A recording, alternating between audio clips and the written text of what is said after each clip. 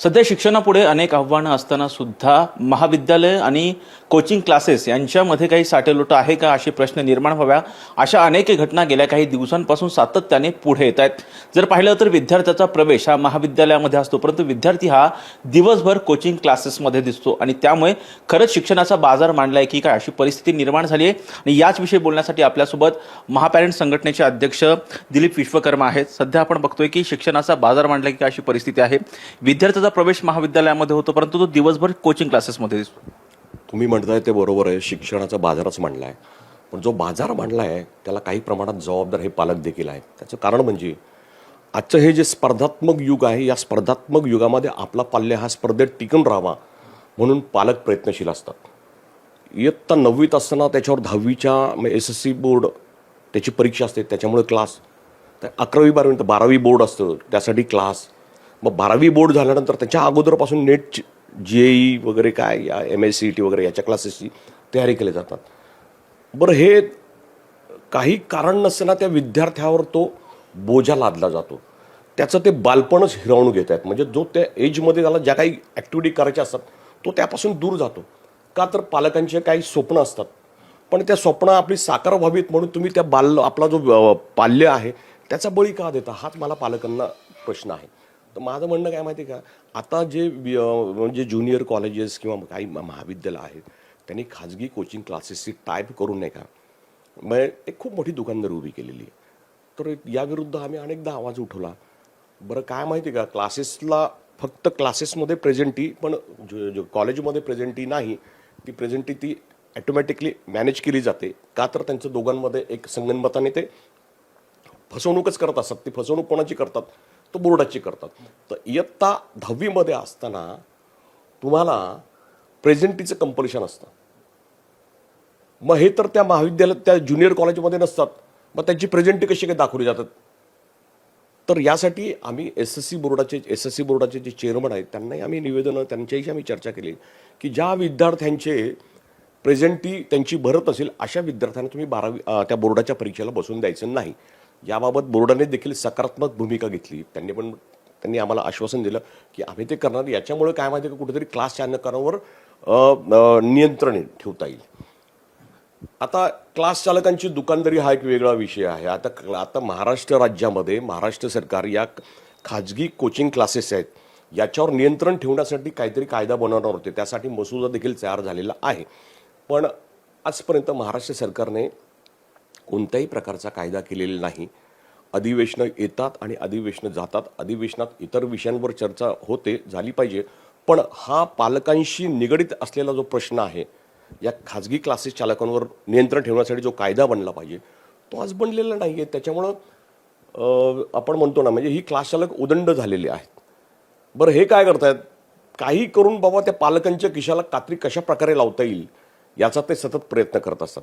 तर का करतात, तर काही राज्यामध्ये क्लासेसवर कंट्रोल करण्यासाठी कुठला ॲक्ट नाही आहे। तर माझं म्हणणं असं आहे, जर तुम्हाला कायदा करता येत नसेल तर बाबा नॅशनल एज्युकेशन पॉलिसीमध्ये या ज्या खाजगी क्लासेसवर जे नियंत्रण ठेवण्यासाठी राज्य सरकारला अधिकार दिलेले आहेत, तर राज्य सरकारने त्या अधिकाराचा वापर करून या क्लासेसवर कंट्रोल ठेवला पाहिजे।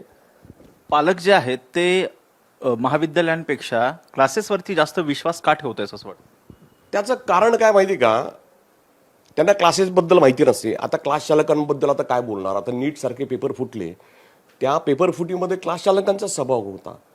बरं, हे पेपर सेटर कोण आहे मोठ्या क्लासेसला यांना माहिती असतं। पेपर सेटर मॅनेज करूनच हे गेस्ट पेपरच्या नावाखाली पेपर काढतात आणि ते पेपर समोर विद्यार्थ्याला दिले जातात। मग पालकांना वाटतं अरे इथं पेपर फुटला, म्हणजे हे यांची सेटिंग लावून पेपर काढतात आणि आपला पाल्य चांगल्या मार्काने उत्तीर्ण होईल ही एक आशा असते। मग त्यासाठी काय पैसे गेले तरी चालतील ही त्यांची भावना असते। मी 20-25 30 लाख रुपये फी भरून MBBSला फी भरायची, त्याच्यापेक्षा मी जर इथं क्लासेसला जर थोडेफार पैसे दिले तर माझा मुलगा मेरिटमध्ये लावू शकतो। या अशा एका मानसिकतेत ते पालक असतात आणि ते फसतात।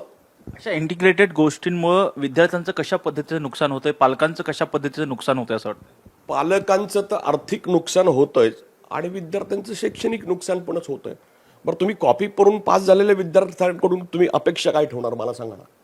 विद्यार्थी कॉपी करून पास झालाय, मला सांगा ना, एखाद्या क्लासमध्ये जर विद्यार्थ्याला पेपर देत असतील, मिळत असतील आणि उत्तीर्ण झाला आणि तो समजा फर्स्ट MBBSला गेला, फर्स्ट MBBSला तो काय करणार, तो डाऊनच होणार.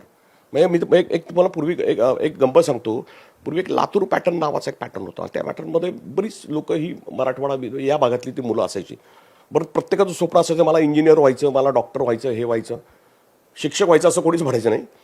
पण ज्यावेळेस ती मुलं जी मेरिटमध्ये ती लागायची, त्यांचे प्रवेश इथे BJ मेडिकल वगैरे इथं व्हायचे.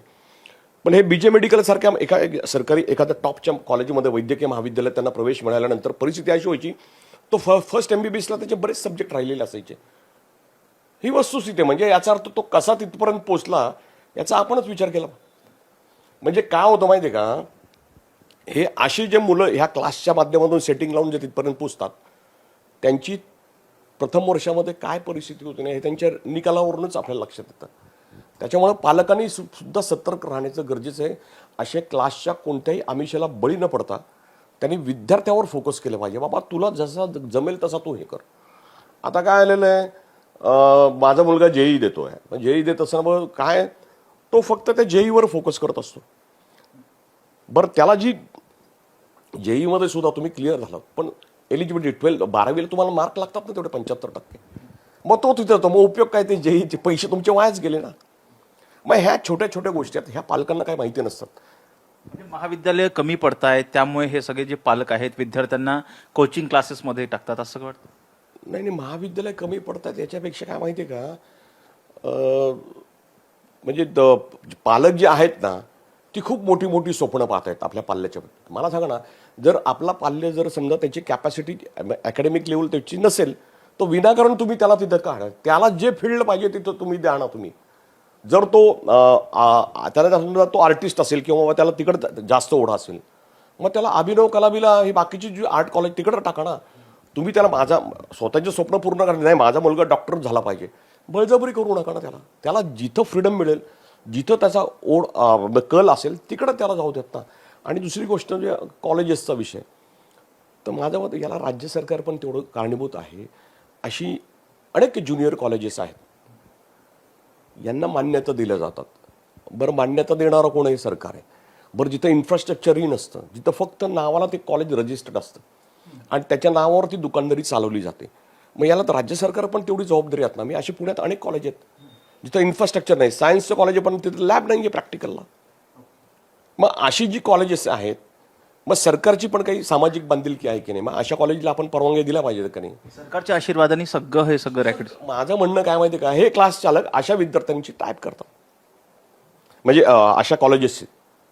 मग त्यांना बाकी कोणताही अकॅडमिकचा स्टाफ न ठेवता त्यांना म्हणजे त्यांचंही कॉलेज चालतं आणि इकडं विद्यार्थी मिळतात आणि ह्याच्यातून पैसे मिळतात. म्हणजे हा एक प्रकारचा व्यवसायच आहे.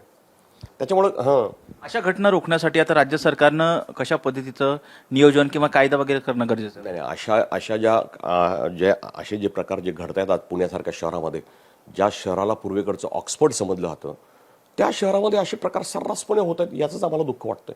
बरं, पालक संघटना म्हणून जेवढा आवाज उठवायचा, जेवढी काय तो विषय सरकारपर्यंत पोहोचवा, तेवढं आम्ही काम करतोय आणि याच्यापुढेही करत राहणार. तर यासाठी सरकारने सगळ्यात महत्त्वाची गोष्ट म्हणजे सरकारने जो खाजगी क्लासेसवर नियंत्रण आणण्यासाठी जो कायदा बनवणं गरजेचं आहे, तो सर्वप्रथम त्यांनी तो कायदा बनवला पाहिजे, ज्यामुळे या क्लास चालकांवर नियंत्रण येईल. आणि दुसरी गोष्ट, अशा इंटिग्रेटेड जे कॉलेजेस आहेत, असे जे कॉलेजेस आज क्लासेसची टाईप करून जे रन करत आहेत, तर अशा कॉलेजेसची मान्यता या सरकारने तत्काळ रद्द केली पाहिजे. आणि दुसरी गोष्ट म्हणजे, आणि असे एक आता बोर्ड आहे, असे काही त्यांनी बोर्डाने सुद्धा काही राज्य म्हणजे शिक्षण विभाग असे फ्लाईंग स्क्वॉड तयार करायचे की बाबा चेक करायचे बाबा आहेत का नाही. आता तुम्ही ते बायोमेट्रिक वगैरे नाही का, आम्ही प्रेझेंटिव्ह वगैरे काय उपयोग त्याचा काहीच नाही हो. ते मशीन तिथं क्लासचे तिथं लावतील कॉलेजमध्ये लावण्यापेक्षा, मग तिथं ते थंबिंग करतील. मग यांच्याकडे पळवाटा भरपूर आहेत. तर माझं म्हणणं काय, याच्यावर यांचंच एक फ्लाईंग स्क्वॉड असलं पाहिजे, यांचं लक्ष असलं पाहिजे. जे इंटिग्रेटेड कॉलेज आहेत अशा कॉलेजचे त्यांनी सापडलं की तत्काळ परवानग्या रद्द, संपलं.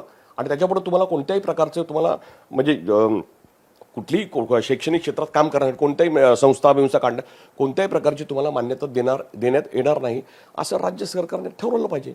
म्हणजे राज्य सरकारची इच्छाशक्ती जर असेल तर ह्या राज्यात होऊ शकतं.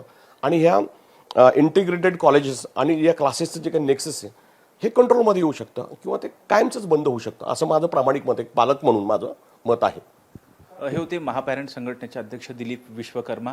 जे इंटिग्रेटेड कॉलेजेस आहेत जे अशा प्रकारामध्ये सहभागी असतात त्यांच्यावरती त्यांची मान्यता राज्य सरकारनं रद्द केली पाहिजे. त्याचबरोबर कोचिंग क्लासेसच्या बाबतीमध्ये सरकारनं कठोर असा कायदा आणणं गरजेचं आहे असं त्यांनी सांगितलेलं आहे. व्हिडिओ जर्नलिस्ट निलेश लोहारसह राजरत्न जोंधळे, टॉप न्यूज मराठी, पुणे.